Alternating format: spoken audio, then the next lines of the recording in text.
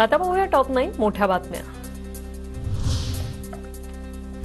आपच्या 16 उमेदवारांना 15 कोटींची ऑफर, अरविंद केजरीवाल यांचा भाजपवर गंभीर आरोप। उद्या दिल्ली विधानसभेचा निकाल। 120 भारतीयांना साखळदंड बेड्या घालून भारतात आणलं। भारतीयांना जनावरांसारखी वागणूक का दिली याबाबत मोदी ट्रम्प यांना जाब विचारणार का? संजय राऊतांचा सवाल।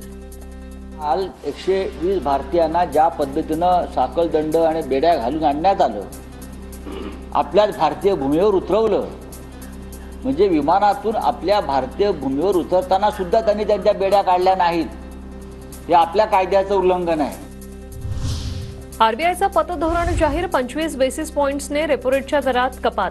कर्जाचा हप्ता कमी होणार, कर्जदारांना दिलासा। अशोक मोहितेला मारहाण करणाऱ्या दोन्ही आरोपींना अटक, वैजनाथ बांगरसह एका अल्पवयीन आरोपीला अटक। वैजनाथ बांगरला 5 दिवसांची पोलीस कोठडी। बिबट्या माणसांना मारू शकतो, मात्र माणसं बिबट्याला मारू शकत नाही। बिबट्यांना मारण्याची परवानगी द्या। भाजपचे माजी खासदार सुजय विखे न्यायालयात दाखल करणार याचिका। संगमनेर राहता तालुक्यात बिबट्याच्या हल्ल्यात अनेकांचा मृत्यू।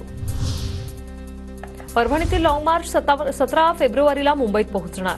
सोमनाथ सूर्यवंशीच्या मृत्यूप्रकरणी न्याय मागण्यासाठी 17 जानेवारीला परभणीतून निघाला लॉंग मार्च। बदलापूर एन्काउंटर प्रकरणात मुंबई हायकोर्टात सुनावणी सुरू राहणार। कोर्टात यायचं नसेल तर येऊ नका, सुनावणी सुरू राहील। कोर्टाचे अक्षय शिंदेच्या आईवडिलांना निर्देश।